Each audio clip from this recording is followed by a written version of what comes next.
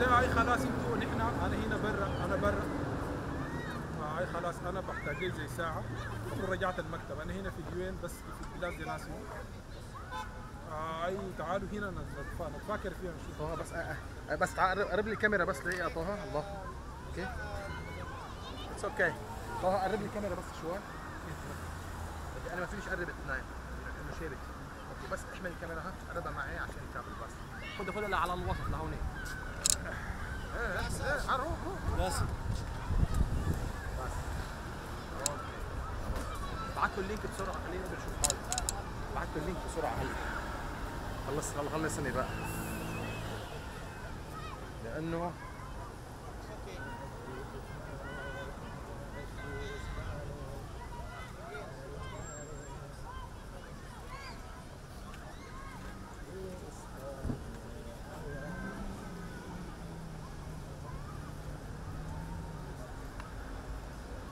كويس خطير. ها بعت له اياه لمجيد قول له خليه يفتح بسرعه.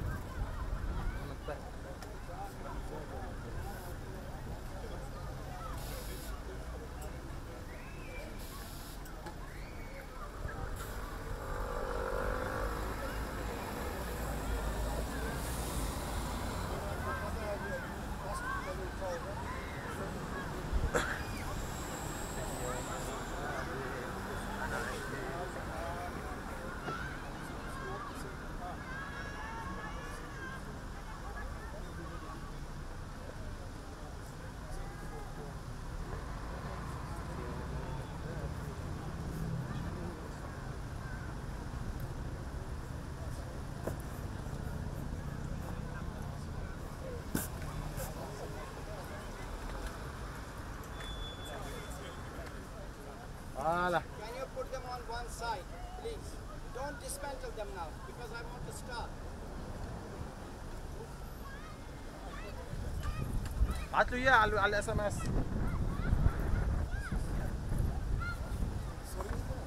بعت له اياه. عمل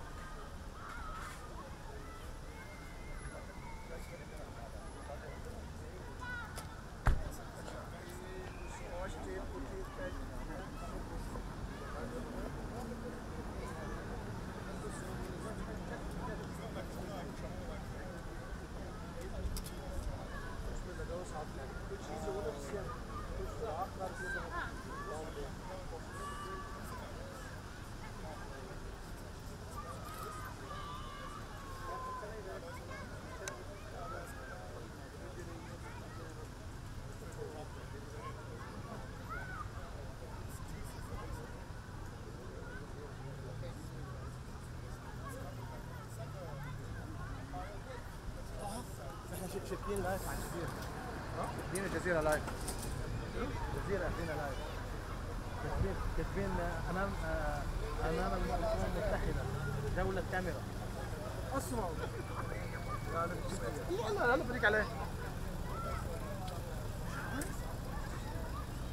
كثيرين هودي؟ لا هودي اخذت كثيرين. انا خلصت علي.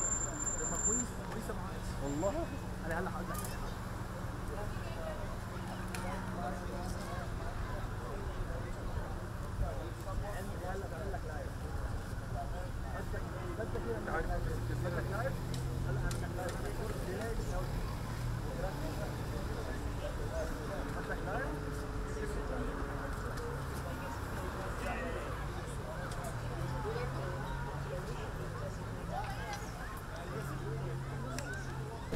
Yasser, come on. And I want this all to be removed now. इसको रहने दीजिए इस तरह से. Majid? Hello Majid, are you fine? I'm fine. I'm fine. It's good. It's good. Just one person.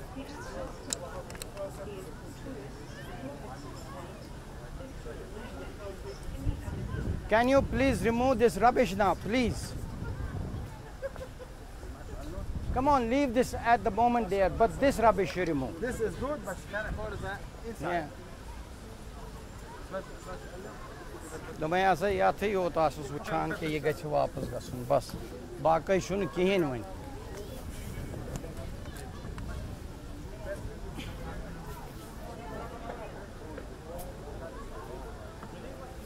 या sir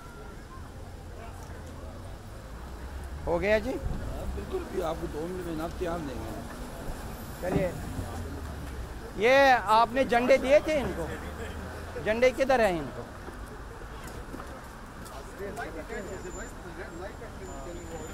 This is why I was saying everything should be checked before.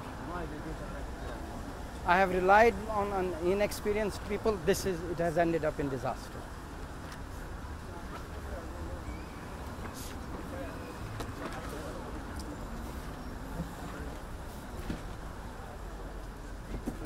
One chuna is mic tike. Very good.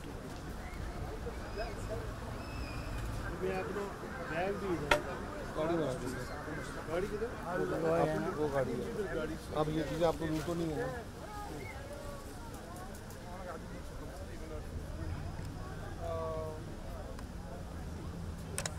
क्या हाल है sir हाँ नहीं वो लोग अंदर intervention चल रही हैं बट हम शुरू करेंगे any minute now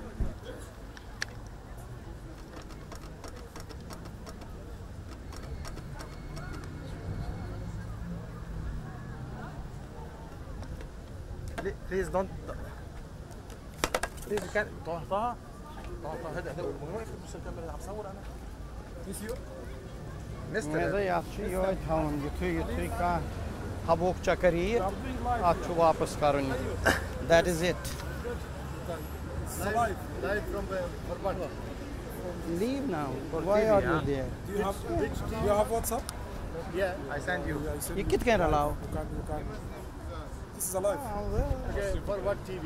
Yeah, what is this? Bagnet would not have held it. He said, "Better थे अगर सुराख होते, they would have held it." 0044. Okay, did you do it? That was good. You see? 0044 787 7 87 8 7 944 9 44 4 5 Okay, 5 4 5 7. 5 7 Gabriel, you have to take the picture. There is no use of taking it. 787 To be quite honest, 9 I'm very disappointed. 7 Very, 8 7 very. 9 4 4 5 4 5 7. Correct. And your name is? My name is Taha. Saha. Yes. No, they couldn't. The wind blows it up. Oh yeah. So it's no good. happened when I was here. Yeah, now we just put these if they can stay. Now, Wow.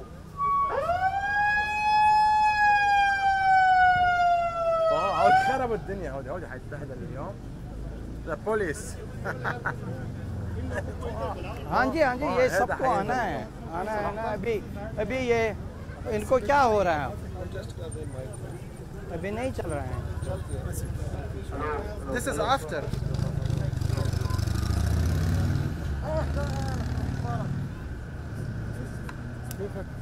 Okay, ask everybody to come around. Around here. It's a round table.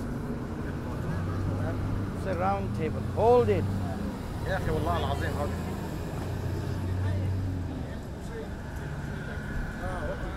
Just in another 5 minutes we'll start. Okay, because I said it's very circulated. Then go, come back. Yeah, that's okay. You go and come back. Okay, we'll just call yesterday. Yeah, sure. By then, yes, we will get settled. Hello.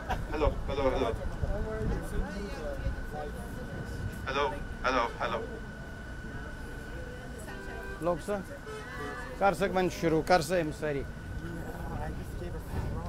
Hello I was supposed to have something here but anyway Why don't you do one? But that's it, that's it. This is good. Yes.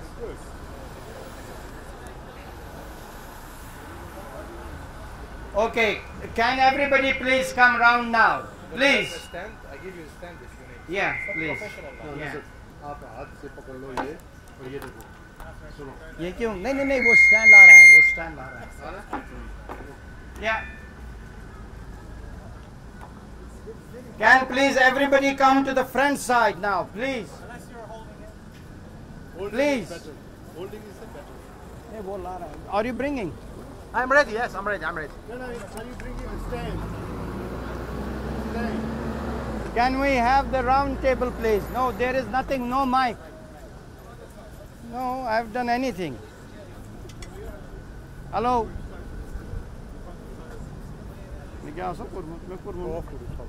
Hello? Hello? Hello?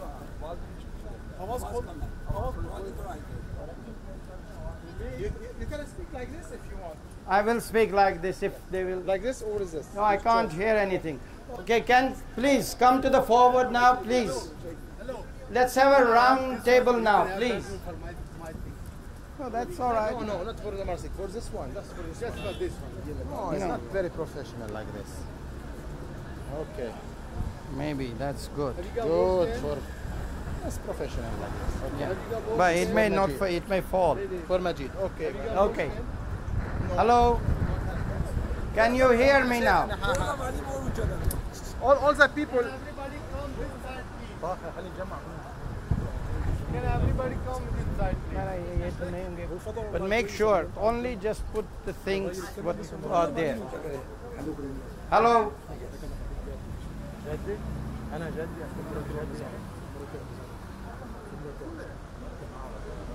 Where is everybody else?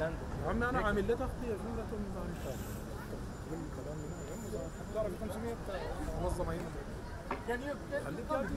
नहीं नहीं नहीं ये ठीक है round table ठीक है इस तरह से ठीक है It has to be all round, not at one place. انا بحكي معهم انا بحكي معهم Ron, come here on this side. هلا بعدين بيقولوا لنا الصور ممنوعه Ayub साहब ठीक है अयूब साहब ठीक है لا انت بالغ انا مش هجيب الناس تعالوا خشوا معقول सिद्दीक साहब आप भी इधर से لا طريقتك انت ما تعملها مع الاخر تعملها معي كل مع على और जियो के लिए बनाओ या मेरे लिए बनाओ doesn't matter.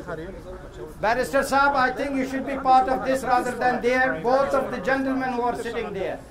If you have come all the way, you have to stand here. At least that is the least thing that we can do for Kashmir. حاجات انت منظم وانت تجيب الناس يا اخي ما تقول معتذر انا قلت لي انت خليني بس بقول لك بدي قبل عشانك يا فهد شوف عم بصير Can Muzammil now leave everything, please? Yasser.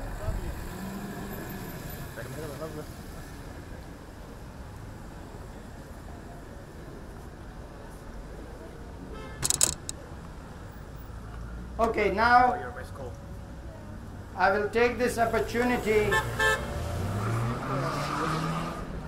to start this round table conference or roadside round table on Kashmir. Here in this Palais de Nation Square in Geneva, right in front of the United Nations. We are here today purely from the point of view as to what is happening in Kashmir. I will indeed introduce the speakers as we go along. More people will be coming out from the council as there is item 4 interventions, oral interventions going on, and most of the NGOs are waiting for their turn to speak, including ours. Now let me give you the background of this roundtable, roadside roundtable over here. It's organized by all these organizations which you can see here, and the purpose of this really is that these organizations care for Kashmir, care for the people of Kashmir, care as to the political settlement of Kashmir, and care for the human rights of Kashmir. This is what is the primary intention and the primary purpose of having this round table together here this afternoon. It's not a protestation, as we call it here in Geneva. It's not a demonstration. It is simply our way of showing that wherever we are, whether we are inside the institutions or outside the institutions, that we can express our views. There is a freedom of expression in these countries, and we will express our freedom of expression in these capitals, in these places, to highlight the issues pertaining to the political settlement and pertaining to the human rights issues of Kashmir. Recently, a lot has been happening on Kashmir, on two fronts.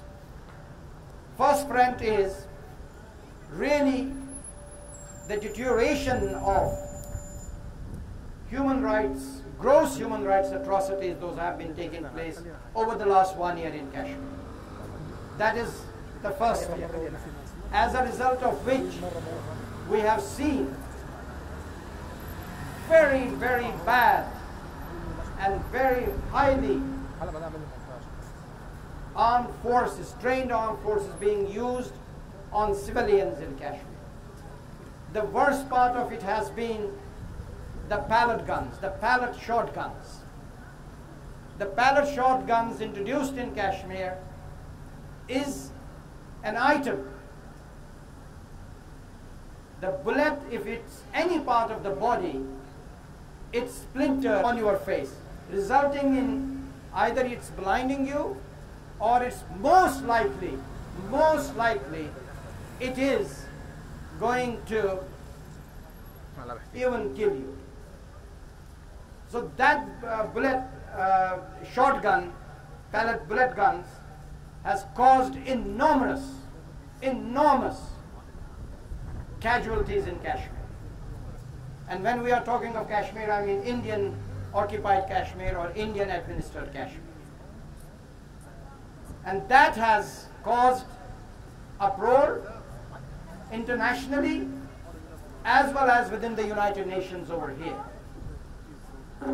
Because of the situation that has happened over the last 1 year, repeatedly being brought to the notice of the Office of the High Commissioner here and to the mandates here, we were able to persuade the Office of the High Commissioner to look into these all atrocities. What finally clinched the issue was the Asifa rape and gang rape.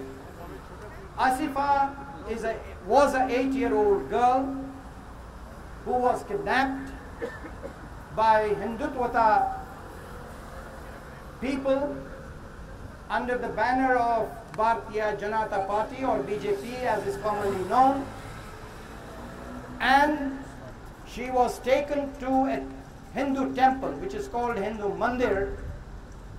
She was sedated there, drugged there, and then this 8-year girl was raped by a number of people, including the caretaker or the priest of the mandir, which is supposed to be a sacred place, and then even by some of the police officers.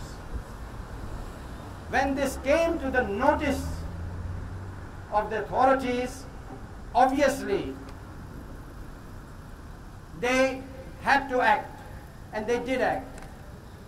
But when they were going towards the magistrate's court to file the report, the charges against the culprits, some of the culprits, not all of them, police officers were not included in that. They were stopped by the Jammu Bar Association, which is a shame, and then together with the then two ministers, the government ministers, to file the charges against the culprits. No doubt the Supreme Court of India has condemned this action of the Jammu Bar Association and the two ministers. But what happened ultimately is, when these culprits, all of them were unfortunately Hindus, and the girl was a Muslim girl and only 8 years old, and they didn't want her to live.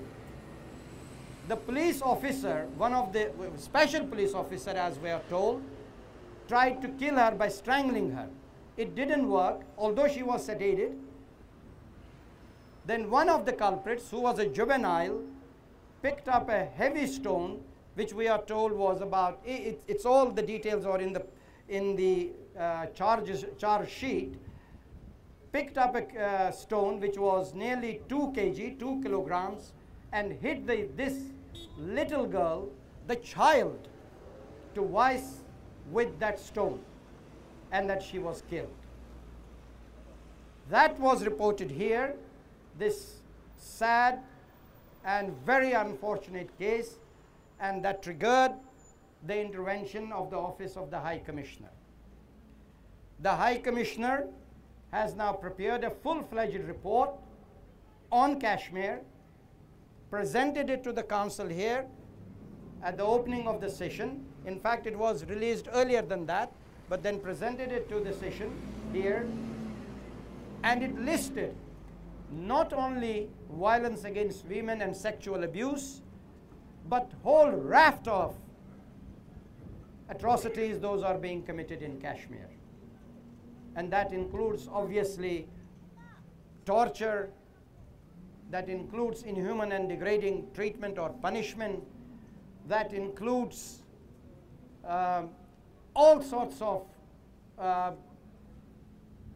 including the unethical use of the force, armed force in Kashmir, or disproportionate force in Kashmir.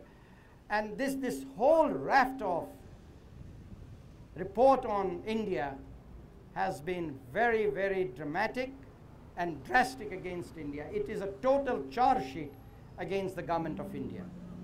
And the High Commissioner has asked that there should be international commission of inquiry to be put in place to see and investigate the allegations those are there happening in Kashmir, and which India is denying left, right, and center, including the disappearances. This is the situation that is currently there, and this is why we have gathered here. A, to thank to the High Commissioner for preparing such an innovative and thought-provoking report, and B, support his demand that there should be an international commission set up to inquire into the allegations of very grave human rights situation in Kashmir. Then there is a political part of it, and the political part of it is that Kashmir is still, and the Kashmiri people are still demanding right to self-determination. And that right to self-determination has to be met. It is across the border, whether it is Azad Kashmir or whether it is Indian-administered Kashmir, the right to self-determination is a fundamental or basic right which has to be implemented and which has to be given to the people of Kashmir to ensure that they determine their political future according to their wishes and aspirations. That, of course, is the political part of it. But here today, obviously, we are to see that the High Commissioner's report is implemented in its letter and spirit. We are able to convince the member states over there that there should be a resolution passed on the High Commissioner's report, or least of all, it should be a panel discussion on the High Commissioner's report, which hasn't happened so far in this session. But we will continue to fight for it, and we hope that we will get either the inquiry situation set up through a resolution of this council, or have a panel discussion where it would be resolved that there should be an international inquiry commission on the situation in Kashmir. Now, with these few words, we are still waiting for a lot of people. I think still we have, what is the situation, Ron, inside? What is the situation? They're halfway through. They are still halfway through. 3/4 of the way through. But anyway, we will carry on in the meantime. I will first of all call Mr. Frank Schwalbe-Hoth, who has traveled all the way from Brussels here, working with the European Parliament or within the European Union. He is the founder of the German Green Party and member of the European Parliament some 15-20 years ago, but has done tremendous work on Kashmir, and we compliment him for all that work that he has done. Frank Schwalbe-Hoth, please. I think you will have to have this. Oh. Don't hit it. Thank you so much. Put it there. Yeah.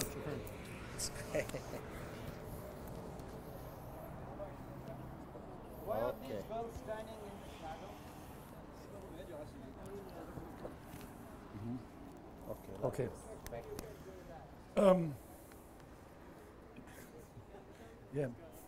Yeah. If you go a little bit to the side, the ladies can be in the circle. Ladies should come under the shadow, but men should go a little bit down. No, the man They to should the burn side. in the Yeah. sun. Okay. Okay. Yes, okay. We are here. The barrister Saab should suffer the most. Yes. Okay. Mes amis, thank you very much that you're all here. My name is Frank Schwalbe-Hoth. I'm from Germany.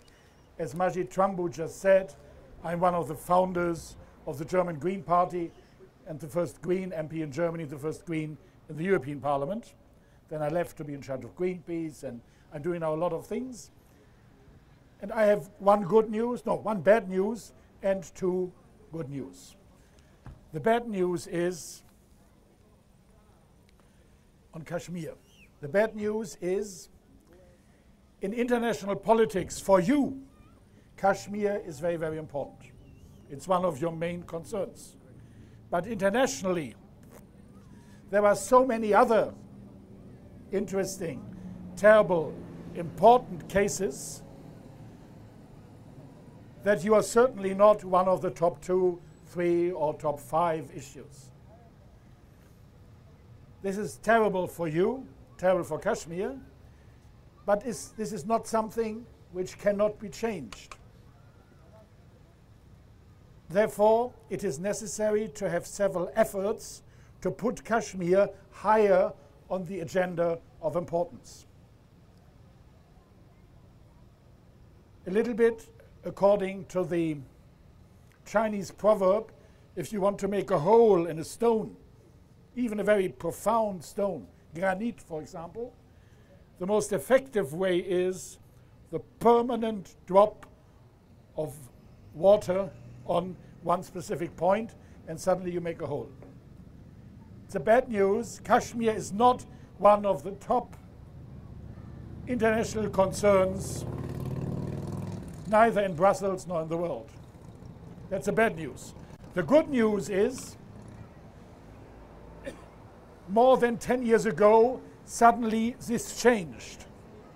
It changed because the Kashmiri diaspora decided to open an office in Brussels, the Kashmir EU Center. And what happened? Suddenly, regularly Kashmiri visited Brussels. The top policymakers in the European Union were confronted with Kashmiri. with Kashmiri concerns, with informations about Kashmiri human rights violations. Due to this Kashmir EU office, the European Parliament sent a delegation to the two lines of control. They published a report, a visit to the most beautiful prison in the world.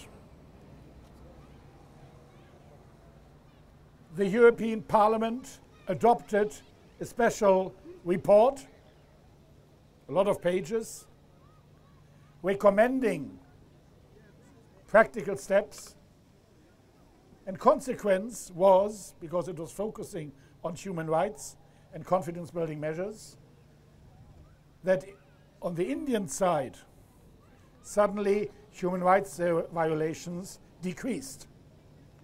The annual report of the European Parliament on human rights suddenly included regularly concerns on Kashmir and concrete recommendations. The disappearance, that means people arrested, tortured, killed, but never given back to their families, this was an issue in Brussels in the European Parliament. A resolution was adopted, and activities in Brussels were linked to here, to the United Nations in Geneva. And suddenly it was very difficult to find anyone in the political scene in Brussels who don't know what Kashmir was. Before, a lot of people thought, oh, Kashmir, this is this very special wool, not a disputed territory. Then, because of reasons which I deplore, which you all know, this Kashmir Center has to close. But it was, during the existence of this Kashmir Center, some 9 years long, a proof that civil society, if you are determined, if you are well organized, you can have an influence on the political agenda. That was the first good news. Second good news is linked to this. It was some months ago decided by the Kashmiri diaspora to build on what has happened with the Kashmir Center and to do regularly events and missions to Brussels. You all remember these new forms of bullets which defigurate the faces, which make people blind, the bullets. A meeting took place in Brussels in the European Press Club. And on the 9th of July, there will be a meeting in Brussels on human rights violations against women. Majid spoke about this with a concrete example. But it is not enough if Kashmiris are coming, speaking, bringing forward the case. To have a real resonance board, you need as well dedicated politicians in the EU institutions who follow the issue and who do something on their own. During the years of the existence of the Kashmir Center, there was a group, mostly of British origin members of the European Parliament. And now, in the light of next year, the UK will leave, Brexit, no more British politicians in Brussels. Nevertheless, there will be a group of members of Parliament from Estonia, from Germany, from Italy, from Spain, from Portugal, from Croatia, who will work as an inside group within the EU institutions to bring forward the issue of Kashmir together with the Kashmiri diaspora. Therefore, bad news, Kashmir is not a top issue in the moment on the agenda, political agenda. First good news, it was going up through the activities of the Kashmir Center. Second good news, this will now continue with a new strategy and Majid Trambu is playing there a key role. And last, personal invitation, if someone of you will come to Brussels, please contact me, contact other politicians who are involved in the Kashmir issue, contact Majid Trambu, to enlarge the visibility of those who are fighting for Kashmir in the perception of those people who are the key stakeholders in Brussels. You have their open ears, but it is necessary that you come and join this fight for self-determination and respect of human rights in Kashmir. Thank you very much. Thank you very much. Good. You have to give us the mic. Can't carry it. Oh yes, oh yes, open. Keep it with you. Now I will move on slowly and gradually to other speakers. Ajmal Masroor, who I understand is a human rights activist, has done considerable work on Kashmir and is here in support of the Kashmir cause and in support of the High Commissioner's report. Mr. Masroor. Thank you very much. Thank you very much, ladies and gentlemen, for coming, especially now in this very hot, sunny moment. I don't think we should be too afraid of it, though I am shying away from the sun. I get sunstroke very quickly. But it's not an excuse, because we have an entire nation who have been suffering for 70 years now at the hands of India and its human rights violation. You would probably know already, but I don't want to teach you what you already know. More than 100,000 people's lives have been destroyed. More than 100,000 people have died as a result of this mindless violence that we see ensuing in Kashmir. What do the Kashmiris want? They just want to be left alone. They want to have the right to self-determination. That is the right of every human being on this earth.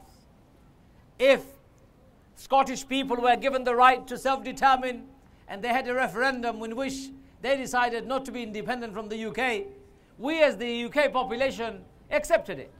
If UK saw a different result, if Scotland wanted to cede and become independent, would Britain send its troops and army to protect the United Kingdom of its own making? No, it wouldn't, because it would respect the right of Scottish people to self-determination. Why is it that today we don't give the same right to the Kashmiris, who by their own human rights, as well as the right given to them by United Nations, have absolute right to determine their own future? You see, ladies and gentlemen, I do place blame on my own country, a huge blame on Britain for its failure to uphold the rights of people that it colonized and then left, or in the case of India, kicked out. I'd say to you and I, it's come time that we need to bring the issues of Kashmir to the forefront of our international political agenda. It is not good enough for our leaders to assume nothing is happening when gang rape, systematic subjugation of people, when bullets are being fired at people to disfigure their faces, when people are being deprived of their basic human rights, from education to freely moving around to even getting jobs and visiting the mosques or places of worship and interest. The rest of us enjoy it so much in many parts of the world, but Kashmiris don't. And what is their crime and what was their crime? So I call upon all of us from all parts of the world, standing in front of the very prestigious United Nations grounds, we must exert more pressure on United Nations through our respective countries and directly, so that Kashmir and Kashmiri people can determine their own future. You see, I don't care whether India and Pakistan go into war with one another over their self-interest. That's not my concern. My concern is Kashmir and Kashmiris. Why does India or Pakistan think they have a God-given right to subjugate the people of Kashmir and silence them? Neither of those countries have that right. If Kashmiris want to be independent, let them be independent. If they want to join India, and if that's the referendum outcome, let them join India. If they want to join Pakistan, let them join Pakistan if that's the outcome of referendum. If they want to change the name of Kashmir and call it something else, that's their choice, people of that land, native land. We put Palestine on our forefront when it comes to campaign. We put many other hotspots of the world at the forefront of our political campaign. But Kashmir has been forgotten, and forgotten for too long. And I'll tell you why Kashmir has been forgotten, ladies and gentlemen. It's because India pays and spends a huge amount of money in making sure that Kashmir remains in the back burner. In fact, Kashmir is forgotten. And it is a shame on India that claims to be one of the largest democracies in the world, that it deprives its own neighboring people and calls itself a democracy. Under Modi's government, forget democracy. Prime Minister Modi's hand is full of blood. I would not shake his hand even if he came to me. I tell you one thing, ladies and gentlemen, we should never forget Kashmir. We should always uphold the rights of Kashmiris. And there is only one right that we're demanding. We're not asking for 20 rights. We're not asking for 10 rights. We're not asking for even 5 rights. We're asking all of us, the world people, to wake up and give them one right. And that is self-determination. We want them to have the right to determine their own future. Is that a crime? No, it's not a crime. It's a basic right. So I'll finish with these words. I will keep on speaking about it from wherever I have my opportunities to talk about it. I want you to do the same. I want you to cause storm in the social media. I want you to cause storm in front of your parliamentarians. I want you to write to your parliamentarians. I want you to be at the forefront of keeping the Kashmir issue alive. For Kashmir needs to be free, and Kashmiris need to decide their own future. Thank you very much. Thank you very much, sir. No, I don't need it. You don't need? Thank you very much, sir, for those very kind words. And we continue with our oral interventions here. We had so far 3 men speakers. Now let's have women speakers. That would be very helpful. And I will start with Mrs. Shamim Shal, who is the chairperson, who has just joined us from the council, who is the chairperson of the International Kashmir Women's Movement, and does excellent work throughout the world, not only in UK and Europe. And she has recently addressed the European Parliament side event in Brussels under various sponsorship of various MEPs. She will give us her intake on the current situation, both on the Human Rights Commissioner's report and her activities within the UN and thereafter. Mrs. Shaw, please.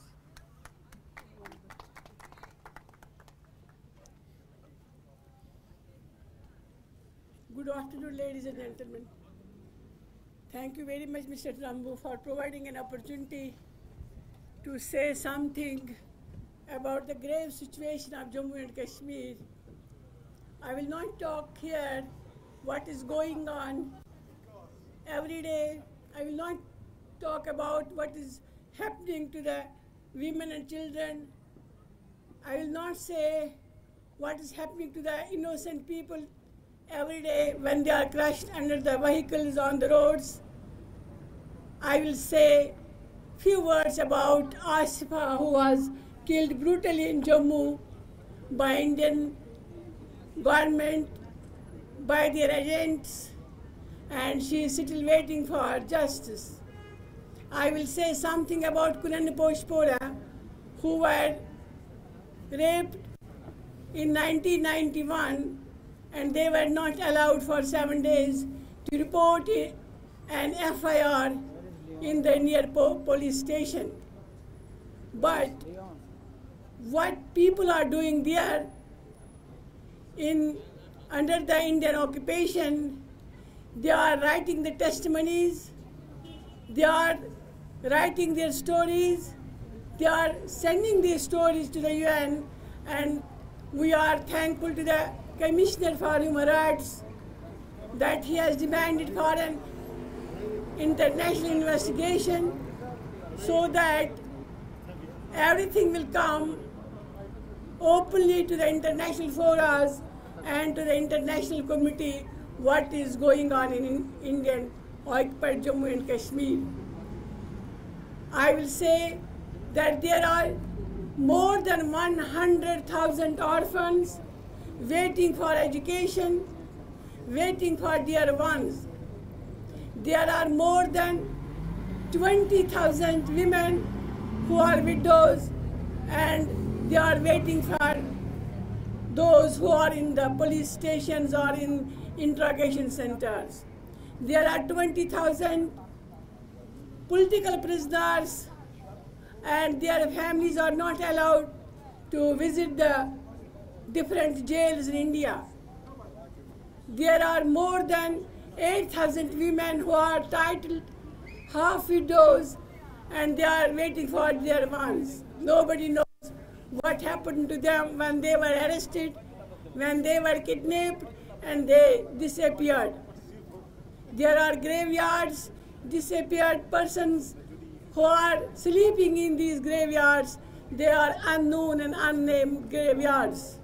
We request international community, we request you people to speak on behalf of the people of Jammu and Kashmir. They are not voiceless, but they are not heard. We appeal you to come forward and try to put pressure on the international community, especially to India, who is not doing justice with the people of Kashmir. We are not demanding for stars and moon. We are demanding for the right of self-determination, which was promised to us by the late Prime Minister of India, Jawaharlal Nehru, and which was promised to us by international powers. Ladies and gentlemen, this is the time you have to join hands because you have to save the humanity.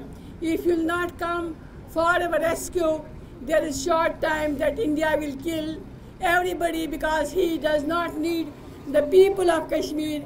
He needs the land and he wants the hegemony on the region. To save the humanity, come forward and join our hands.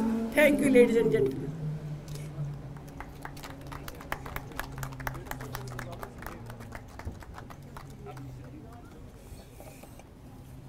Now we move on to the next speaker. Thank you very much, Mrs. Shaw.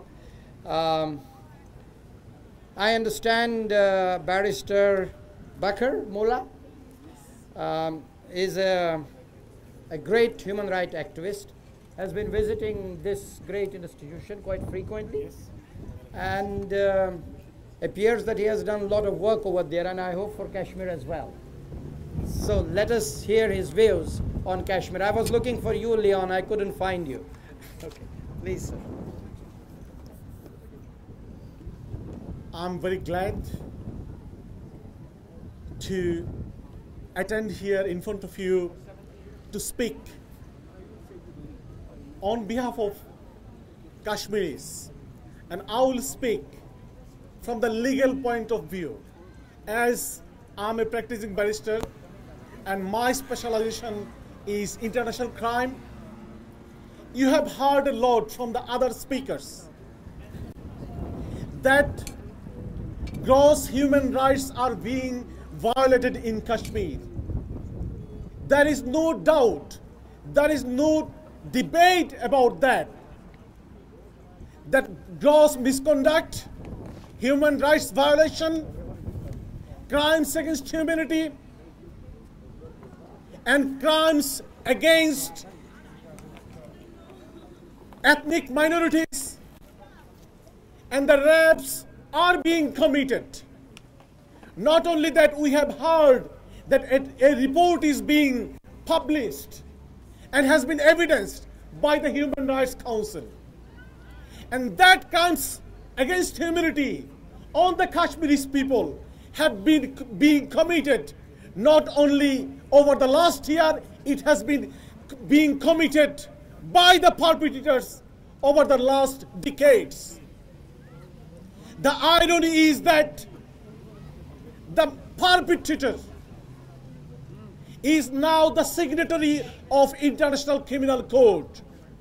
Today, I was having a chat with one of the organizers that as there is clear evidence that crimes against humanity is being committed on the Kashmiris, and there are clear evidence, why not a case is being filed in the International Criminal Court? My colleague barrister, he knows that United Nations Human Rights Council or UN in general, they do not have any binding authority to enforce any decision to punish the perpetrators. So what is all the points that we come here back to the Human Rights Council? That is not much we are doing. Our course of action, as a barrister, I would suggest that we should move this matter to the International Criminal Court. We should move this matter to the International Court of Justice. And India is the signatory of the International Criminal Court. And as I have said, there are clear evidence from many organizations being happened for last couple of decades that crimes against humanity is being committed on the civilian minority Kashmiris. If it is the case, why we do not move the case to the International Criminal Court? Our next course of action should be, after getting the report from the Human Rights Council, to take the case to the International Criminal Court. That is my suggestion. And we need your support and cooperation to take this matter to the International Criminal Court, to make those perpetrators of crimes against humanity, perpetrators of rapes and murder, they should be brought to the justice. That is my urge, that is my appeal. Thank you very much. Thank you very much, sir. Of course, barrister's suggestion of ICC is a wonderful idea. And of course, if we can do it, there needs to be a lot of investigation to be undertaken on this. The records have shown, unless you have a very, very scathing indictment against the state, that a non-governmental organization can start ICC proceedings. At the moment, it is primarily state-related, and we need to work together to see how we can, in fact, invoke the ICC jurisdiction for Kashmir. Now, let's move on to the next speaker, Leo Siu. I can't see him. Oh, I can see him now. Who is the great human rights activist, a very strong supporter of Kashmir cause, because he is fighting for his own cause, and that is being national of Hawaii, the Kingdom of Hawaii, which he obviously is fighting for very peacefully and very articulately against the United States of America government. Mr. Leo, who is the foreign minister of the Kingdom of Hawaii, has forcefully been advocating his case, and we have throughout supported his case, and we believe that his hard work and his initiatives that he has taken over the years will be fruitful one day. Ladies and gentlemen, Mr. Siu.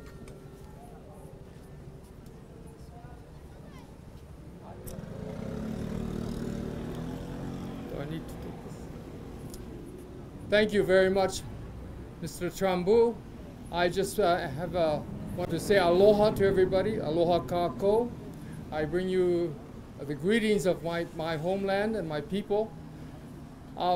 It is my pleasure to be here today, and actually this is a celebration because of the report of the Office of the High Commissioner.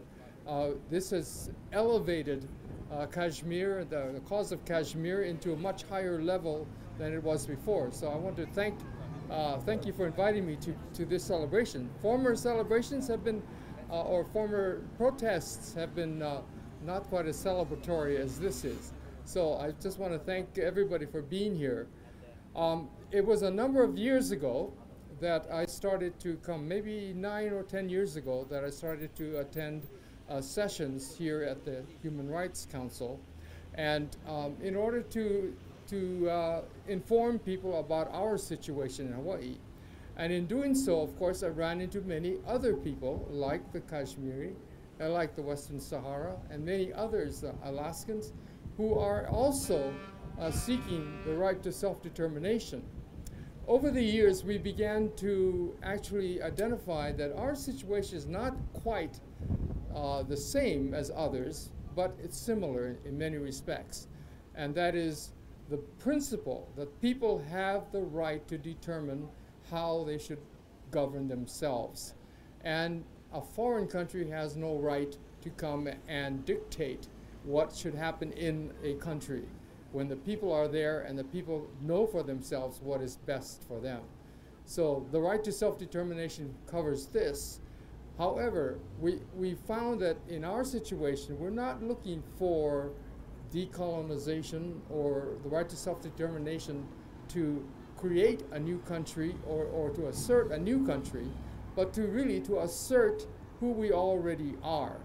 In other words, we began to find out, we began to piece together what has actually occurred to the Hawaiian Islands, and that is that we had become tricked into thinking we were part of the United States. And many of our people over the years had assumed this.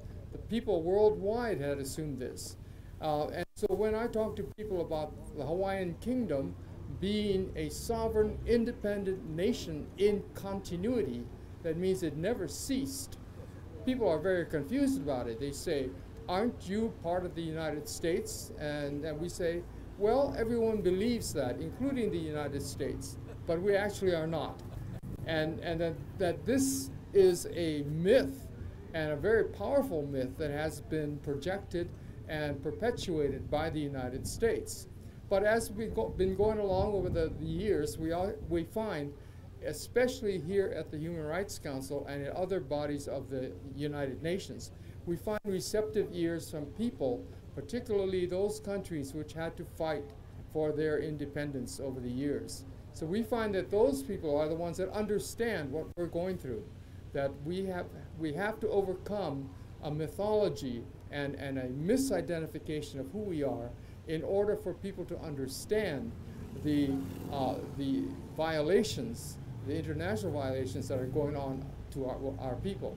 So it has been my pleasure really to come to stand in solidarity with the many peoples who are still struggling and who are actually now, as we see today, beginning to succeed. It's not, as Frank Schwabeloff pointed out, it is not like it was 10 years ago. We're moving forward, and we are very, very encouraged by new developments. So we are encouraged by developments that affect us in Hawaii, and encouraged especially by developments that affect Kashmir. So we thank you very much for including us in this event, and I thank you very much from our people, and for your thoughts for our people as well, and we exchange our thoughts in solidarity with you as well. Mahalo nui lo. Aloha. Thank you. Long live Hawaii. Leon, thank you very much for that wonderful contribution. Can we now move on to one of our very old gods who has been working tirelessly for Kashmir for more than 3 decades, and who is one of the members, board members of ICHR, Muhammad Shoaib. Where is he? Is he gone? Muhammad Shoaib, please. Very quick.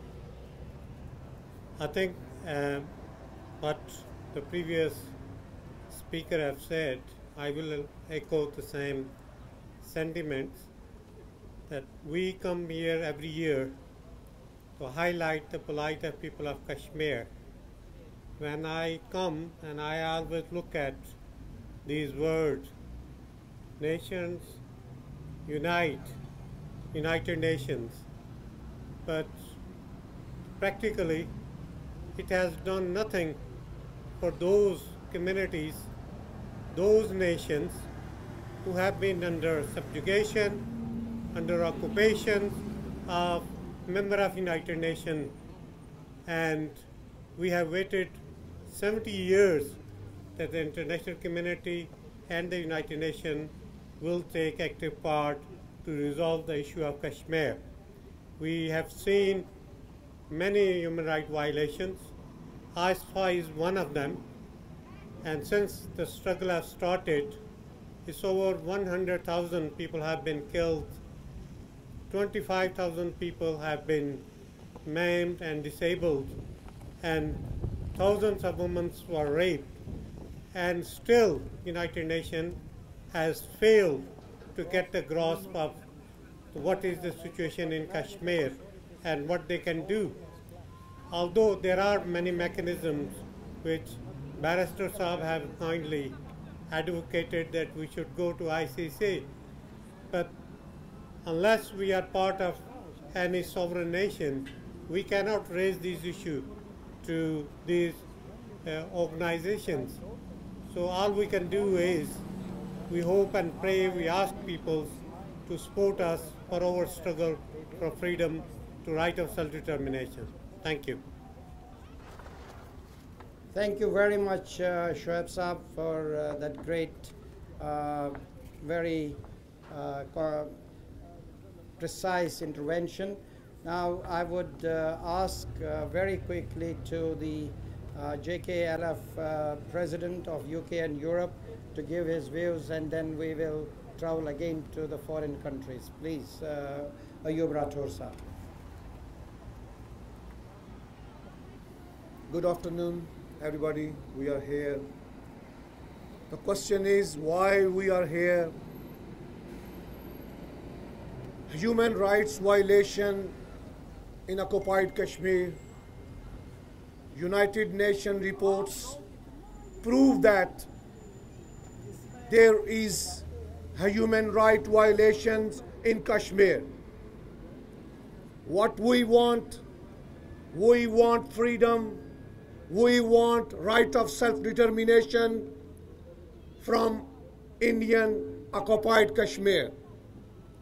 Indian forces, more than 700 troops are in Indian occupied Kashmir. There is, I think so if I'm not wrong, 7 police or army peoples are deployed on one Kashmiri.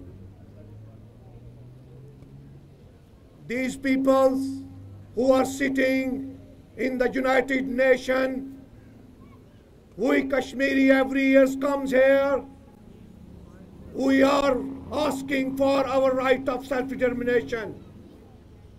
Where is human rights? You are human beings.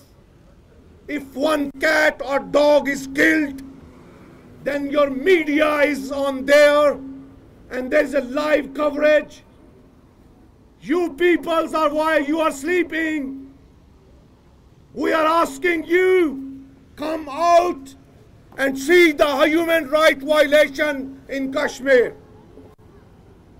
Our brothers and sisters were killed, and nobody is saying and stopping these cruel people.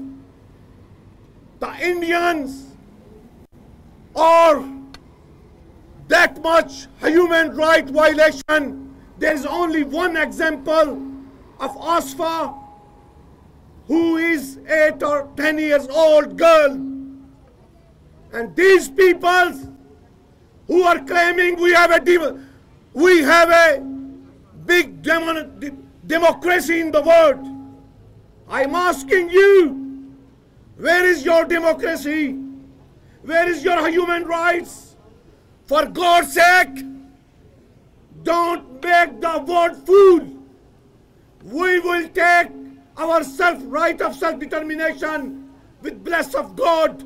And one day comes, there will be a flag of Kashmir in these flags. And you will see that We are few peoples here. We are struggling. Abdul Majid Trambo, Nazir Ahmad Shal, these are the peoples who is the voice of the Kashmiris. We are behind Majid Trambo, and inshallah, with bless of God, one day we succeed in our goal. Thank you very much. Thank you, Yusuf, for that very passionate speech. Of course, now we move on to Alaska. Our very great dear friend who is responsible, in fact, in organizing today's event, and his organization is here, IPNC, Indigenous Peoples and Nations Coalition, striving and struggling for self-determination for the people of Hawaii, but a great supporter of people of Kashmir. Ambassador Ronald Barnes. Thank you, Majid, for working to put this together.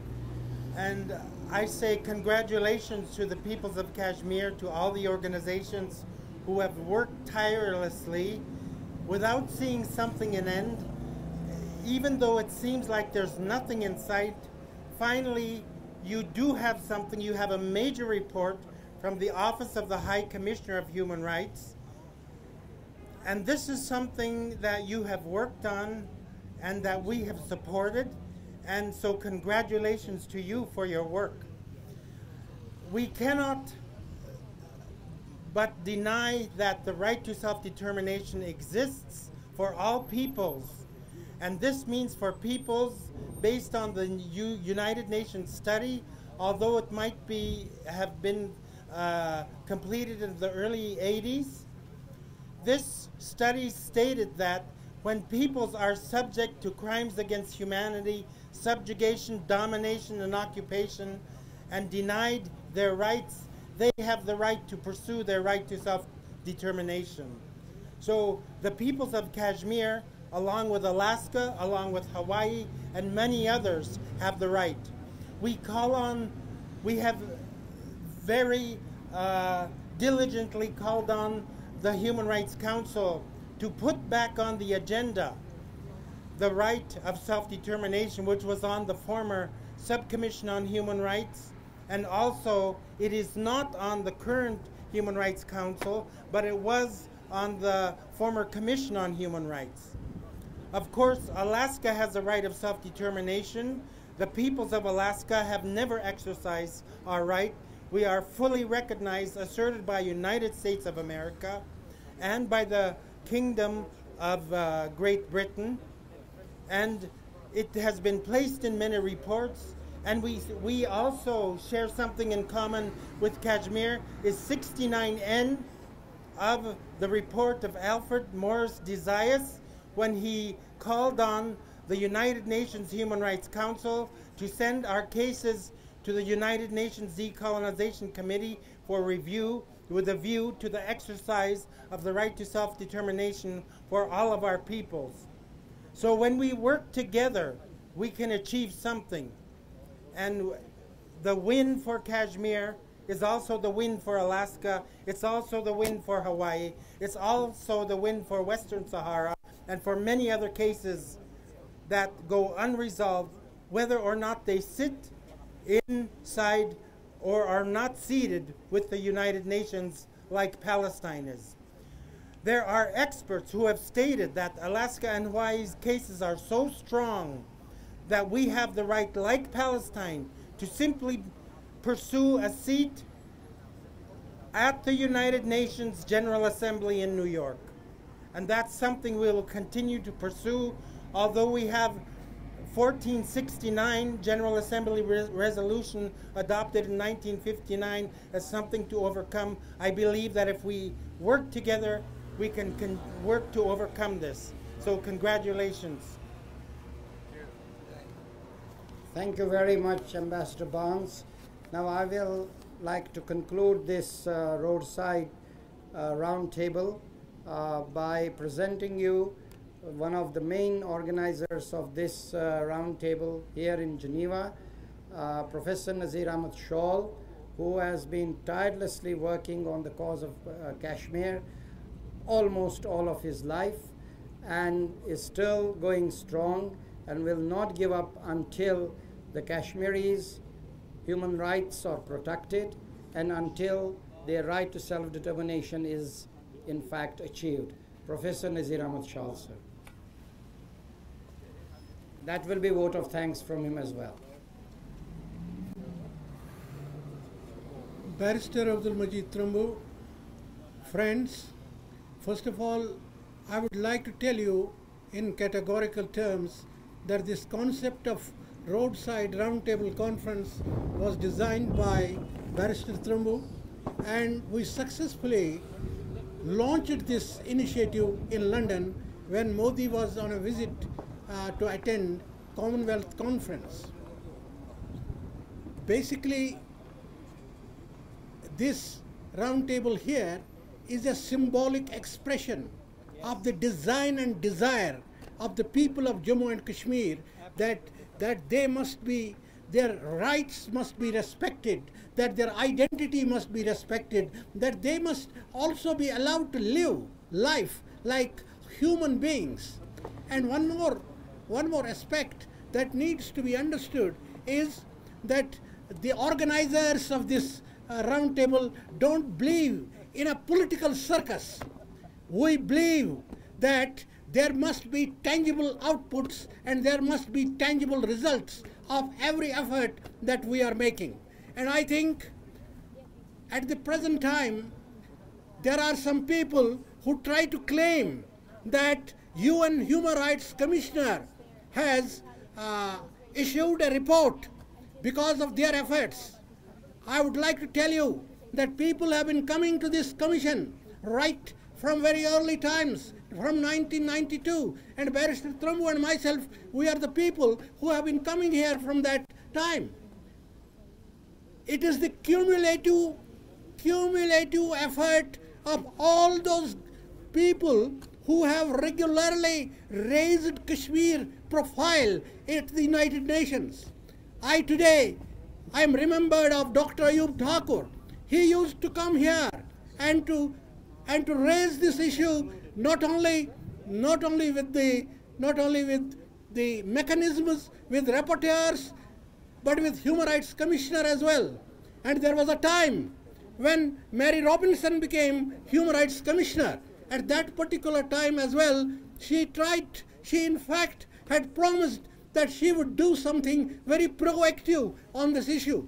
But unfortunately, she was not liked by the powers that matter. And today, I would tell you that there is a good news and there is a bad news. The good news is that the world that we call the developing world, the world that we call the third world, they are uniting and they are challenging the what we call the powers that matter in the world. And you must be aware of the fact that United States, with all its influence, with all its resources, had to leave United Nations Human Rights Council. It is not a good development. We would like to raise this issue and request the Acleons in United States to be a part of this world body, because this body is a deterrent and a very important forum for establishing peace. And any effort to dilute its mechanisms is tantamount to disturbing the world peace. Today, I would finally say that Kashmir has a legal, political, and human rights dimension. But what is happening in Kashmir is that all human rights of the people are being violated. Not only human rights, but their fundamental freedoms are also being violated. And I must thank the UN Human Rights Commissioner for contextualizing the pain of Kashmir, the agony of Kashmir, by writing a report, a Kashmir report, a comprehensive report. I would say that is a whiff of fresh air, and this whiff of fresh air for those who are struggling. And I'm sure that a day will come when the efforts and the struggle of Kashmir will be what we call honored, and India must read the writing on the wall that they will have to concede the right to self-determination to the people of Kashmir. Here I would make one more announcement. We believe in a peaceful resolution. We don't believe in the gun culture. We don't believe in violence. But when violence is practiced on innocent human beings, they have to defend themselves, and it will be very tragic, as Premnath Bajaj, the great Pandit historian of Kashmir, had said that a tragedy is being written in Kashmir, and if this tragedy is not addressed in time, it can be catastrophic, not only for Kashmir, but it will be catastrophic for entire South Asia. So one of the prerogatives with the international powers is that they must address the question of Kashmir, the quagmire of Kashmir, and they must try to resolve it not only in the interest of Kashmiris, but in the interest of global peace. Another thing is, Kashmiris are not reluctant to dialogue. We believe in a peaceful dialogue. We believe in a peaceful culture. We are a very tolerant people. Therefore, we would welcome any effort for negotiated settlement of Kashmir if India concedes the disputed nature of the Kashmir problem and allows the Kashmiris, who are the basic party, to be a part of the negotiating process. We don't believe in bilateral talks, because bilateral talks means status quo. We are against status quo. We want a resolution, and the resolution can come up with the participation of Kashmiris. I am here reminded of one of my colleagues who was a peace negotiator in Northern Ireland, David Irwin. He said, no dialogue has so far been ever held on Kashmir, because any dialogue on Kashmir resolution has to be inclusive. So inclusive dialogue means those people who raise the guns, they too must be a part of the negotiating process, the way IRA and UVF were part of the negotiating process in Ireland. My dear friends, you have come in this heat and you have come from distant places. I would thank you for coming and joining us in this solemn symbolic expression of our our basic desire to be free, because nation's progress depends on freedom, and we are striving for freedom, democracy, and peace. Thank you very much. Professor Shaw, thank you very much for that very comprehensive and very passionate intervention. I have a request that there is a young girl here who is Italian and heard our intervention speeches for the last 1.5 hours, would like to express her few views on the conflict of Kashmir. Patricia, is it Patricia? Patricia is her name, and she would wish to say a few words. Thank you. Go ahead. My name is Beatrice, and I'm Italian, and I was born and raised in Italy. Until 2 years ago, I did not know about the Kashmir conflict, and I find it a shame, and I'm ashamed about it. I was fortunate enough to get to know a person from Kashmir who taught me the story of your population, of your country, and of your conflict. But if I had not met these men, I would have not known what these people are going through in this country. And I think Italy should be ashamed of it, should be ashamed of the fact that we don't talk about it, that we don't recognize you and we don't talk about you. And people are suffering, and they're fighting for something that is not limited to Kashmir. They're fighting for freedom. And freedom is not a Kashmir matter. Freedom is a matter of all human beings. And for this reason, all human beings should be fighting for it, should be talking about it, should be recognizing these people and giving them the right they're asking for, self-determination. So all these people are standing here in front of the United Nations to ask for this one little thing, a thing that should be granted to anyone: self-determination. So I'm Italian, I'm European, and I'm asking my people, I'm asking my generation, as young students who will have the power, hopefully, to make choices in the future, to stand for freedom and stand for self-determination. Because this is what these people are fighting for. They're fighting for all the people that they're missing, the deaths, but in the end, at the end of the day, they're fighting for all of us. Because in the moment that freedom is recognized, the whole world, all the humans in this world will be recognized. So I'm Italian, and I'm asking my population, stand for Kashmiri people. Stand for them, because self-determination is a matter and it should be a concern of everybody. I'm Italian, I'm Beatrice, I'm 18-year-old, and I stand for Kashmiri people. Thank you. That was indeed excellent, very excellent, and I didn't expect this thing, to be quite honest, but very grateful to Beatrice. Now, I have one last request, and as you can see that there are various sponsors of Kashmir struggle and of this round table. Can we please still stay? Don't go away. Mrs. Shawl, please. And one of the sponsors of these thought-provoking ideas is what we call All Parties Hurriyat Conference in Kashmir, which is represented through the Joint Resistance Leadership, as it is known nowadays. We have two representatives actually from APSC here. One is Mrs. Shawl, from who you already heard. Another is Parvez Shah here. So I will have his last word as APSC representative here in Geneva, in the United Nations, to give us his last message from APSC. Parvez Shah, please. Thank you, Barrister Trambu, Mr. Shawl, and other distinguished guests. I'm pleased Mr. Trambu has invited me to speak my last words. As Mr. Shawl has said that the human rights report is a welcome step on the part of the United Nations Human Rights Council. Behind this report, we all of us know that it is the sacrifices of the people of Jammu and Kashmir, and we all have marketed it in this council.